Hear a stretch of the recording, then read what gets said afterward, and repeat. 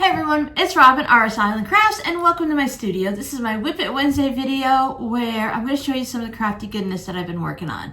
I was just thinking, I think we're at 300 and something or another. You'll have seen it up at the title. That's a lot of Whip It Wednesdays. Thank you guys so much for joining me and seeing what I've been working on. I have a lot of fun doing these videos for you. It also helps me to realize that yes, I did do something this week. I did a little bit of work. Thank you guys so much for watching Friday's video where I showed you some scrap strip comparison. I used just sewing the scraps together on their own. This worked out really well, but I also had my strips relatively straight across so I could just sew them together. If you're using wonky strips, I would prefer to sew it to the scrap tape like I did with the yellows. And then on the gray, I used that gypsy scrap tape, which is a wash away, I think it's a stabilizer. That was a lot of fun to play with. Now I just wanted to show different techniques of the scrap tape, and I hadn't used that gypsy tape before, so I wanted to show the comparison between that, the takeaway paper of whatever kind you happen to use, and then just sewing them together on their own.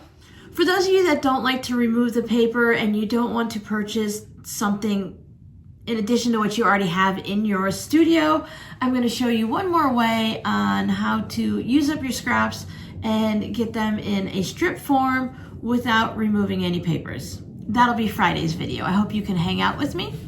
I always love sewing on the calculator paper like that.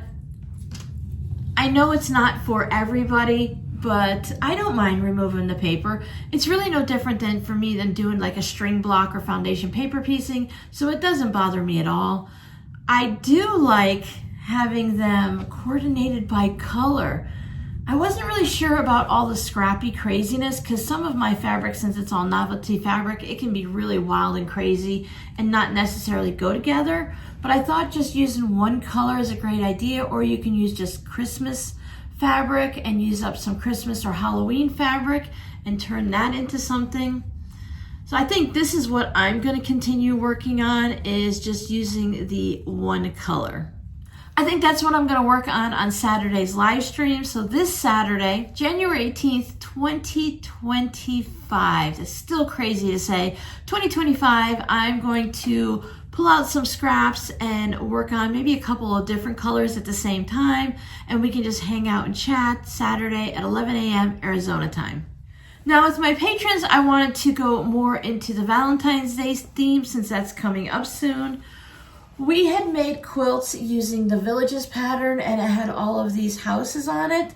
Now there was an extra pattern that you can work on, and it was this bench pillow pattern, so I went ahead and made mine in the Valentine's Day colors, which really is a great February color even if you're not like a Valentine's person. It's got the purples, pinks, whites, and reds in it. I've never made a bench pillow before, so this is the week 1 version. Next week we will get it quilted up and actually turned into a bench pillow. I just thought the houses were really sweet, and you can put any fabrics you want in them, of course. So for those of you that wanted to make some houses but you didn't want to make an entire quilt, I think this is a great project. You can make this into anything. This could be a table runner, a mini quilt. You can make it for a sewing machine cover, a sewing machine mat. Put more houses in it and you can have a table runner. I think when you find something you like, it's really generally easy to put it into other projects. Sometimes you might have to change up a few things, add a fun little border or something, but it really is, for the most part, easy to take small projects and make them into other things. Now, some of the quilts that people make are really intricate and have some very, very detailed blocks. Those might be a little bit different to change up. Still collecting my quarter square triangles whenever I'm working on flying geese or cutting off bits. The roofs on these houses are flying geese blocks. So all of these bits came from the stitch and flip and from trimming it and then just sewing them all together. These are 2.5 inches. I think that's a very reasonable size for using your scraps to create something. I've been working on adding the stitching to the border area around the outside to hold my fabric postcards together. And I actually got a lot done. I sat down one night and I just stitched these all down. And in my head, because I had so many done, I thought I was finished. And then yesterday I realized that the bucket was still sitting over here where I keep it. And I still have all of these. I have them separated out by what colors I'm going to use for them. So I still have a bunch more to finish before I can say I'm actually done. They're not complicated. They're really great for just sewing when you're really not sure what you want to do, and for just watching something. I put on a podcast at night and I just sew these for an hour or two until I'm done. Changing up the thread does add to the time, so other than that, they really do go rather quickly. Just a reminder of what I've been working on.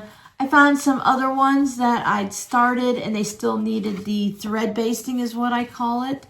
So I put those in the bin too to work on. Can you tell I worked on all my Christmas ones first? I separate them out by colors so that I don't have to keep going back and forth and changing the thread. So I just go ahead and have all of the red and then all of the blue. It's not super complicated. It's a really easy process. The other thing I've been working on is I've been knitting some hats about an hour or so before I go to bed. So I started going back and knitting hats. I really enjoy knitting hats like this. I think this is called the Tony pattern. It's free. I saw it on Ravelry. It's very similar to the bankhead hat that I really enjoy knitting. It's just a little bit different and the size numbers are a little different. So this one's a little bit larger than my head. It's a little, if you have some extra hair to put in it, it would fit really nicely. So when I started the next hat, I went ahead and dropped down a size. So then I have this one, and this one is more realistic to my head. I don't want to put it on my head because people don't want to purchase a hat if someone else has already been wearing it. So what I was thinking is when I get the Shopify shop open, I would start by adding the knit products over there. So the knit hats, I want to make some scarves, and there's like an ear headband type thing, ear cozy band, whatever. It goes around here so you don't have a whole hat on, and it keeps your ears warm. How about an ear warmer? You can really see the difference in the size of these two hats. So I think I'll put the knit products over there, the washcloths, dishcloths, and things like that. And then when I'm ready, if I choose to integrate all of Etsy over there, it'll be there. Otherwise, it's a good separation between the two products. Once I get these all set up and the Shopify shop open, I'll start putting them in there, but I probably won't put them in until later in the year.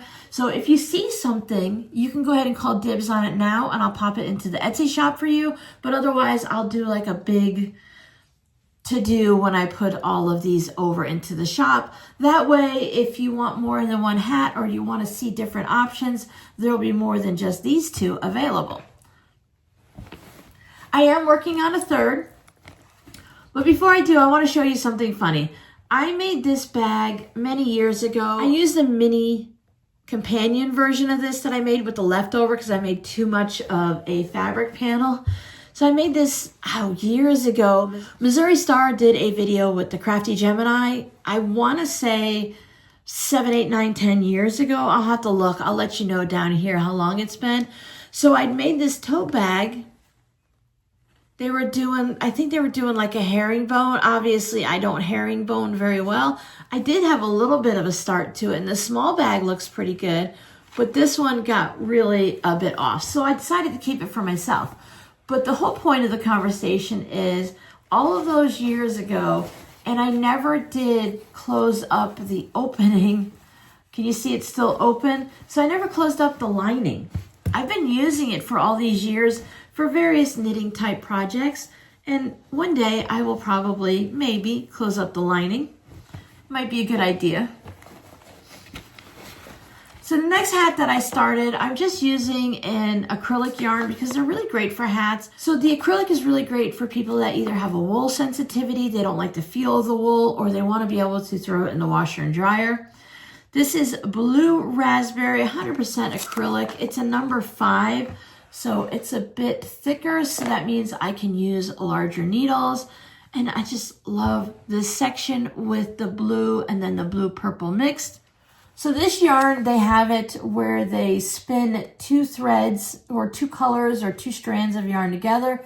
And sometimes it's 2 greens, you can barely see it. Other times it's a blue and a purple. So it not necessarily fades up like a regular fade type situation, but we do have the kind of an aqua blue that goes into the purple. Now, there is a section in here where the purple is just purple, but apparently it's not in this area. So it's been kind of fun to see how the colors are going to change as they go. I found these yarns at Walmart, at Michael's, depends on what brand you purchase, and then Joann's has something similar. And they're just really fun and an easy knit at night, just to sit there and go round and round and round. The heat just kicked on if you happen to hear that noise. It's been a little bit chilly here. We've had a lot of freeze warnings. I think probably about 5 to 7 days. And going into this week's, recording this on Monday, I know Monday and Tuesday both have freeze warnings. People have been putting their sheets over their outside plants. We don't really have anything here that I think needs to actually be covered, which is really nice, so I don't have to worry about make sure, remember to cover it before the sun goes down and remember to take it off before the sun comes up and things like that. It's been a little chilly, so I finally splurged and purchased a heater for the room. I bought a Lasco ceramic heater. The heaters seem to be going on sale in January, so why not get one when it's on a little bit of a discount? It has been so nice to have that extra heater in this room. Now, if you remember, the ceilings are, 15, 20 feet tall. They go way up.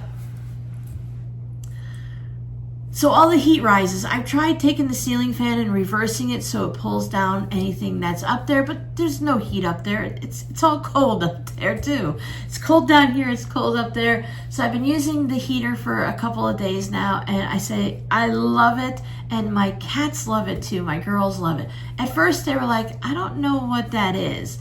So sometimes I have it up here on my ironing station, so at night I'll put it on and I'm sitting over on the side of the bookshelf over here, and I knit while watching TV. TV's on the other side of the room, like that really matters. But I sit there and I knit and I let that heat just oscillate, because I made sure I got an oscillating one. So it oscillates and it just puts a nice little touch of heat. Now, I can set it at 75 and the room can go from 68 to 71. I have a thermometer here on my table, so I think that's pretty good. But when you go out these doors, you're like, ooh, it's kind of chilly out there. And when you come in, you're like, yeah, this is comfortable. I can handle this. So it doesn't warm it up much. And I didn't expect it to heat the room because it's a big room. It's like 2 rooms and then a second story. You could put a loft up there. Imagine how much fabric we could store if there was like an extra floor up here. So could you imagine if this was a 2-story bedroom?